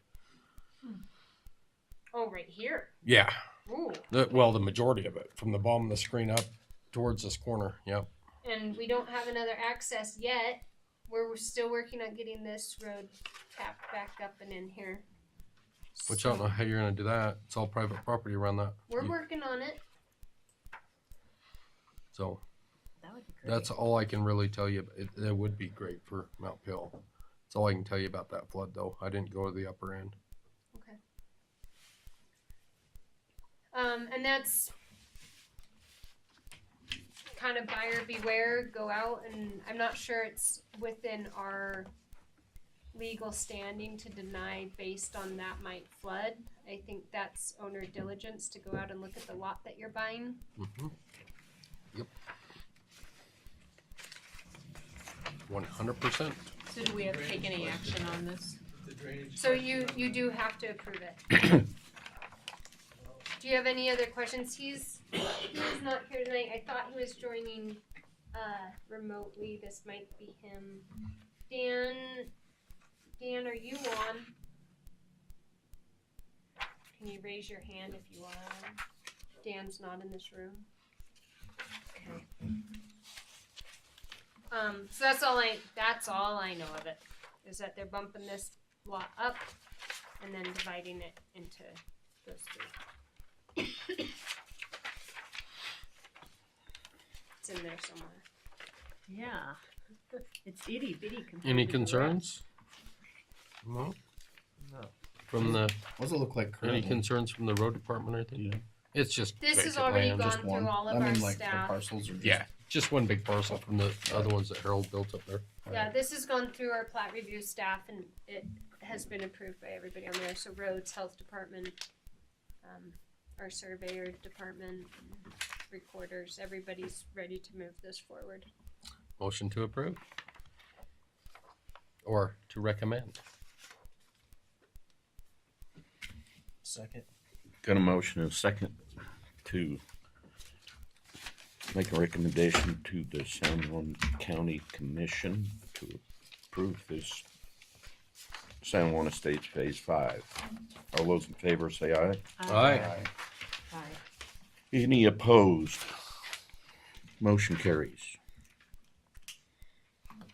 Building permits. So that will just, I know we don't get a lot of subdivisions, so that gets kicked to county commission for final approval. So, excellent, thank you. Building permits, there you go. I have a question. Kristen, did you ever find out what they were putting in opposite the landfill on? Yeah, it's an asphalt batch plant for the highway project. So it's a temporary, they don't require any building permits or anything because they are a standalone, self-sustained operation. Like they're not tapping into power or anything. And so all of that is a temporary situation for supporting the highway project. The one that's going to Heavenly? Yeah. Okay. And do they have to reclaim that land when they're through? I assume so, but that would be with who they're leasing the land from. So that's a contract agreement between those two. Okay. Hey, I want to know who's doing the inspections on 24-115. On the 2 shipping containers? Yeah. That's a good question. He actually decided not to do that. Because he didn't have an inspector. No, it was because it was going to raise his taxes. And there was one there was one Meridian, Idaho. Why do we have a? Because they put it in wrong. They didn't put in their. Yeah. They put in their home address versus. Contractors, I guess. Okay. No. And so where is that? Where's 2201 East Commercial Street? Oh, It's in this is Meridian. the cell tower. This is. I can pull it up right now. Hey, have Is you it heard one of the anything ones about our we cell approved? I want towers? a Mexican hat. Mexican? Oh, is that the Mexican hat one? I think so. No, I the thought that was Mexican another hat one. one's on this list too. Yeah. Yeah, I Oh, thought, it's I not thought the same Mexican one. hat was the one before. We yeah. have one in Mexican Hat, one in off of Sunny Acres right now, and one. We do have. Are they working towards starting that Sunny Acres one? Yeah. Please God. Yeah. We have zero phone service. You're worried about it? Yeah, zero. Yeah, You that could sucks. you can maybe put something Yes. on top of his building. Yeah, can we use the top of your building? I mean, I miss like 50% of my calls. Oh, So I'm not gonna complain about it. There it is. And where's Noise Lane? Cell tower. Noise lanes off of Rio. Oh, I don't know why this one came up. It might have timed out. Just down the That's street what from you. Abandoned. So it timed out on 10/11. Do we have streets? So we It's a don't have dirt it road. anymore. So there. Wait, Okay. when did you get street Sorry. signs? Um, you didn't get any. And where is 24118? Acrobat. This is outside of Monticello.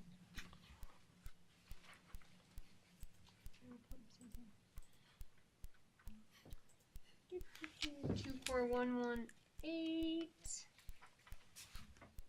So it's 248 east, 100 north.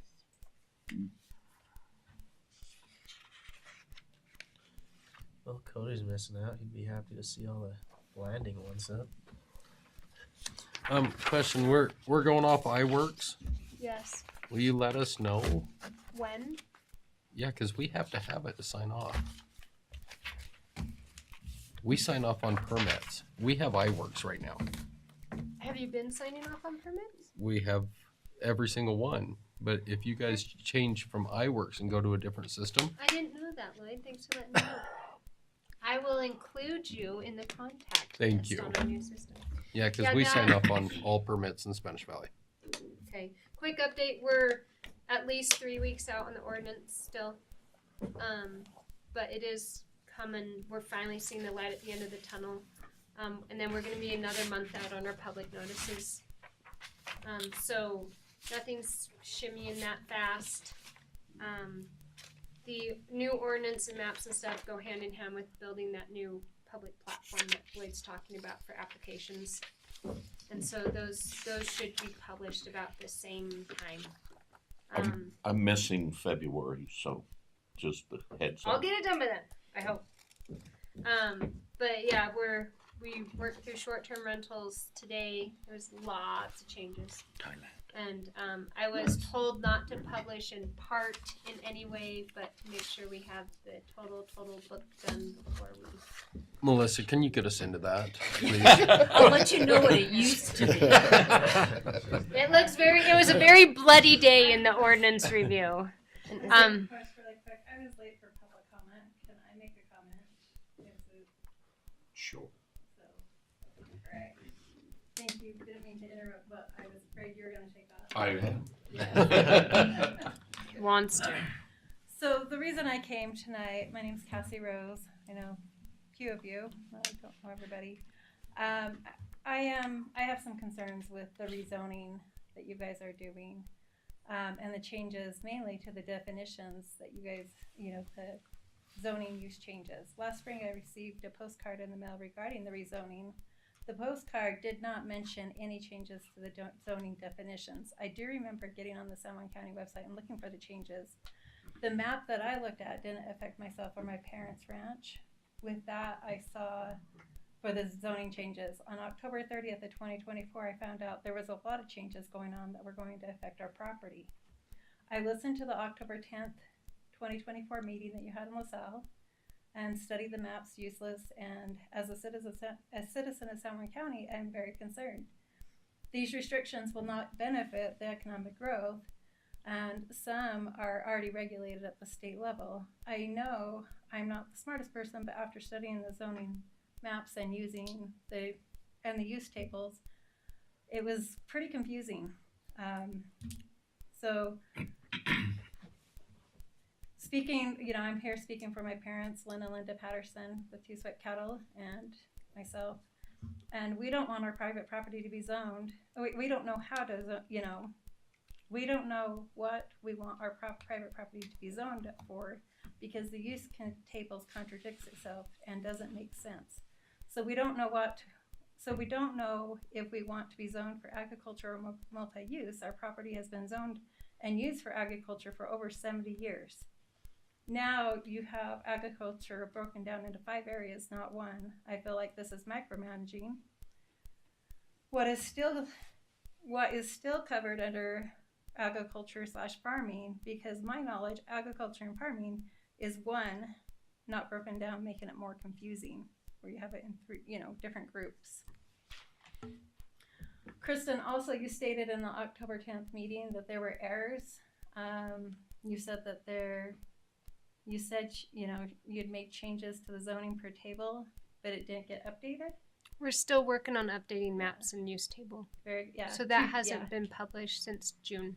When do you expect, so we can look at those changes? Because probably about the same time as the ordinance gets published. And so you'll have at least a month to review that and comment on it. Okay. If you could get us the parcel numbers, locations, whatnot. I was going to. My sister got emergency surgery last night, so they're sitting on my mom and dad's kitchen table. And Lynn's pretty handy on a computer, I'll bet. He's Well, getting better. He actually made a Facebook post and he sent me a picture on text. We're making progress. And I don't want to distract you from your comment, but if you can be more specific on the use table, that would be helpful for us. Like, what uses are you concerned about, and where would you like to see them or not see them? Okay. So Well, how can you pull grain crop and hay forage and stuff out of ag and permit and multiple use?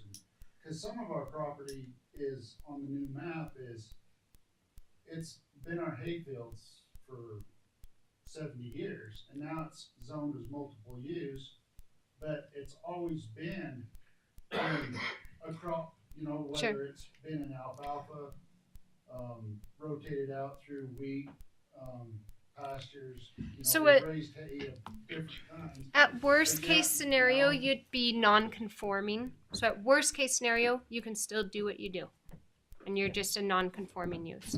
Like, we're not Forever. going to shut down your hay fields. Okay.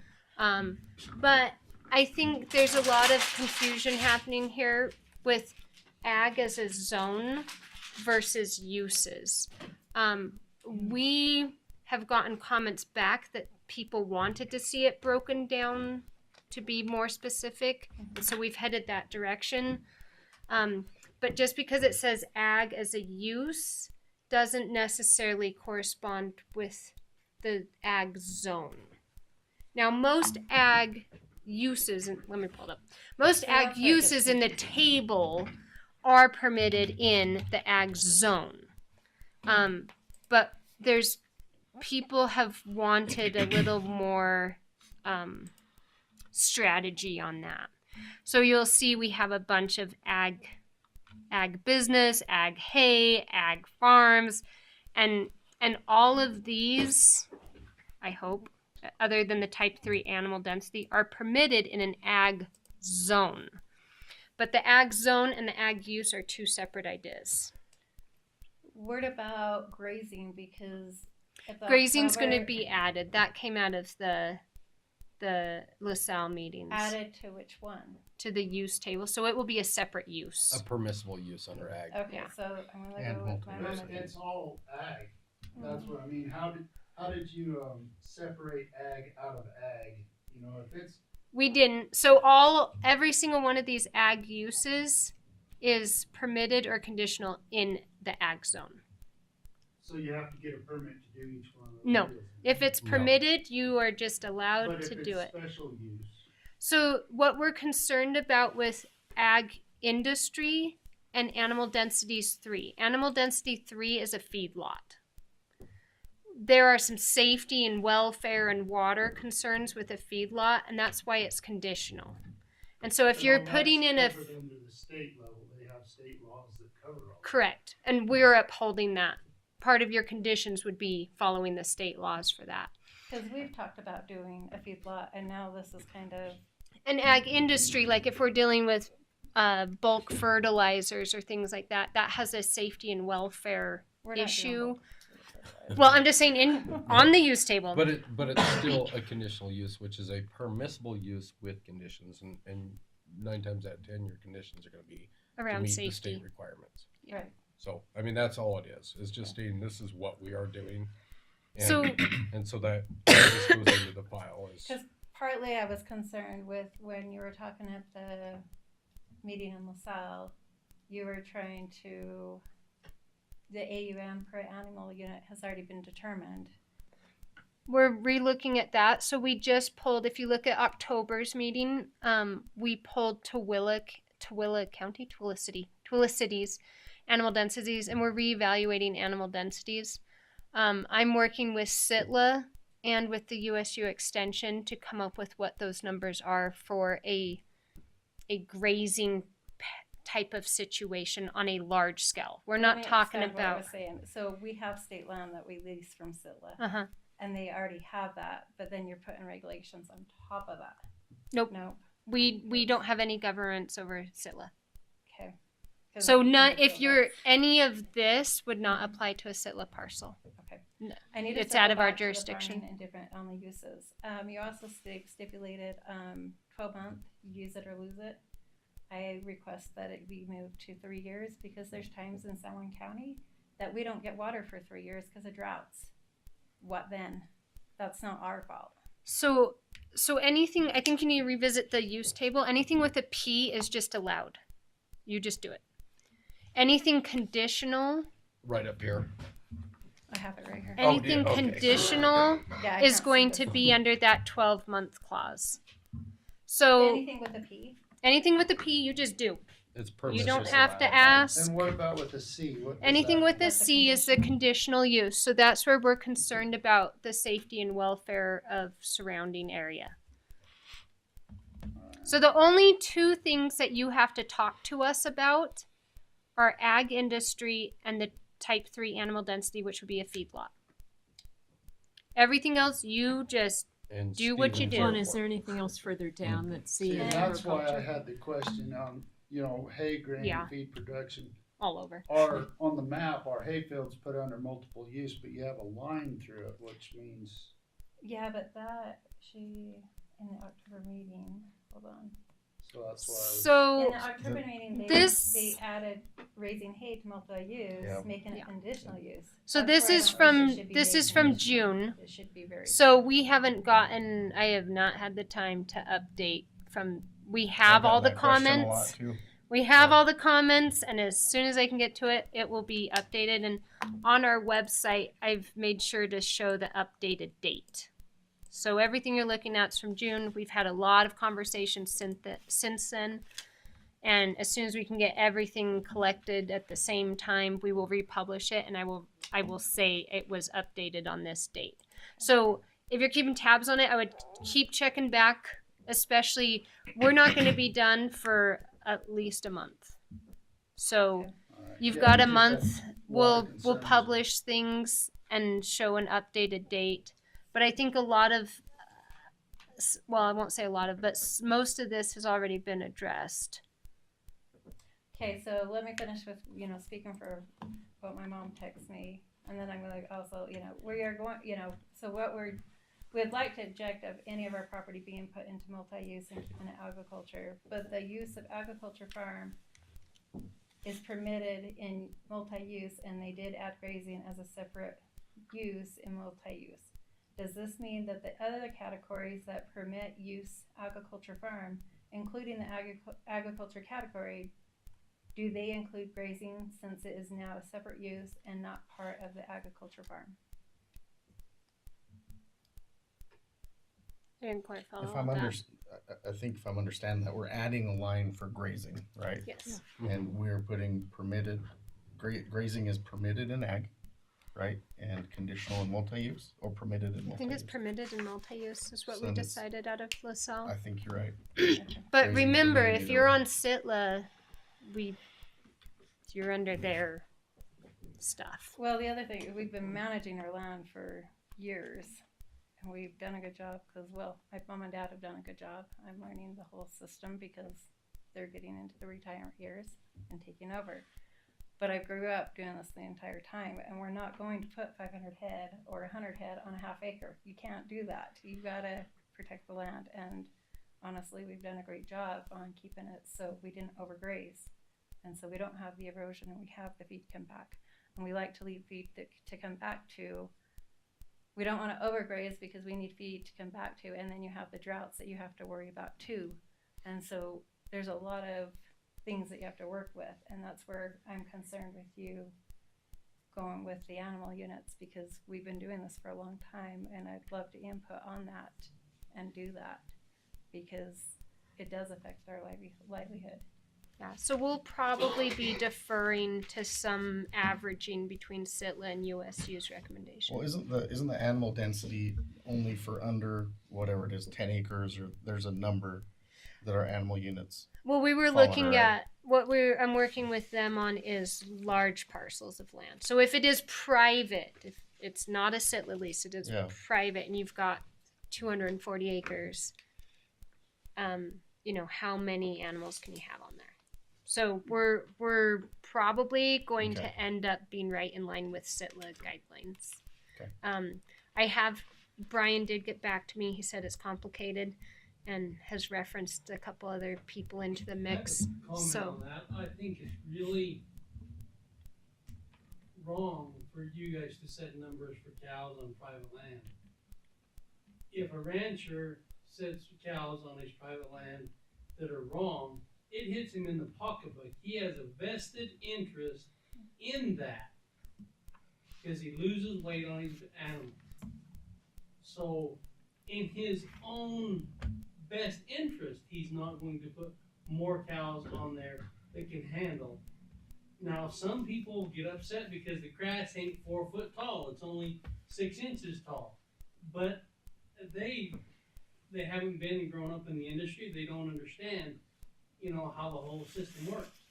So, I think it's unconstitutionally illegal for you to set your on grazing allotment or grazing numbers on private land. I just think that's wrong.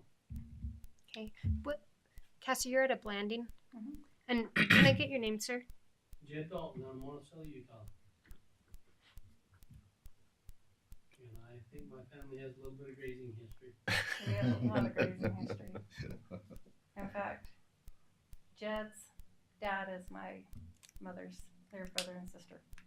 We've been in ranching a long time. My granddad brought us. Did a lot We're of work. actually third generation. So I think we're all ears on if you don't want to be multi-use and you'd like to be an ag. We just need the parcel numbers from you so that we can get those updated. Now, when you wrote my name down, you didn't tell me as a, I'm going to get him this. Oh man, his Which taxes are list? going up. That's bullseye. Let me go. No, I mean, Okay, we're- we need to move. Right. Let me just go like one last. Okay, because I shouldn't really allow the debate and discussion after public comment. Well, I didn't think it'd be right on. I mean, I drove from Blanding to get up here. I was 8 minutes late. Public comment is usually a 3-minute thing. Yeah. And so it's not no big deal if you get a chance. I think the main thing to remember is this is not a finished product yet. And once it's finished, everybody will have the full opportunity to. And I really think that, none of these folks wants to do anything that the community doesn't want either. And so far, what's happened that I've noticed is as you drill down and dig into it, you realize, oh, this lets us keep doing what we've always done, but it even gives us more options.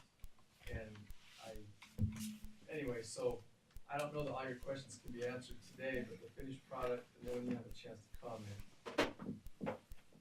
that's when everything will be most effective and most efficient and answer your question. Cassie, it'd be really helpful. Let's you and I. You do have my email. Let's you and I work together, and because we can't really, as Trent said, we can't really.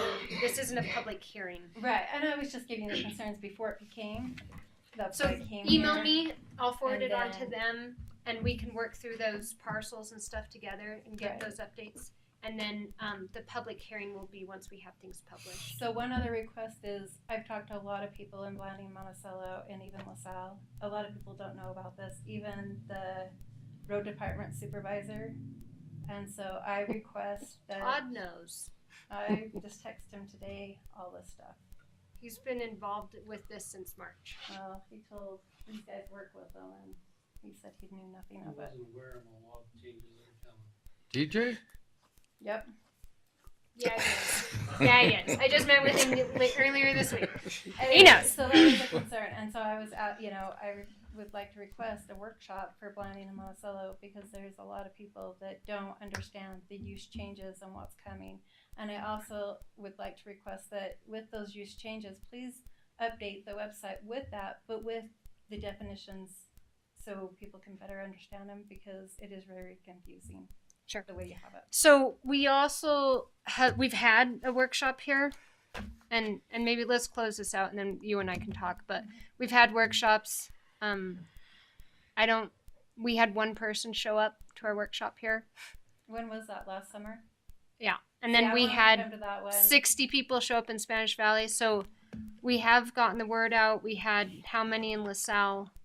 If you don't know, if you haven't known about it, we've really tried, and I actually was going to come to that one, but my daughter got in a car accident and totaled her car, so it was a little more and more important to be up there for that. And I thought there would be more public, and Definitely. I haven't heard anything. It's But been you and I very can silent. still work with emails and public comments, and that's the most transparent way. If you send me your comments, that it's the most transparent way for me to get it to everybody and And sign up have for the your public voice notice alert digitally. so you can I get already did that. Okay. And I actually got on for the planning and for zoning. tonight. Yeah. You got notified that what was on the agenda Yeah. and everything. Yeah, that's the best way to Yep. get it. Yep. No, I'm trying to do Try better to to be more close this out. important too, but yep. Thank you for your comments. Thank you, and thank you for backtracking a little bit. So appreciate it. Have a good night, guys. You Thank too. you. You too. I'll entertain a motion. So be it. To Second. adjourn. Motion is second. All those in favor say aye. Aye. And you're opposed? Said I. Oh. Did you Am I abstain? not speaking English? Did you abstain to our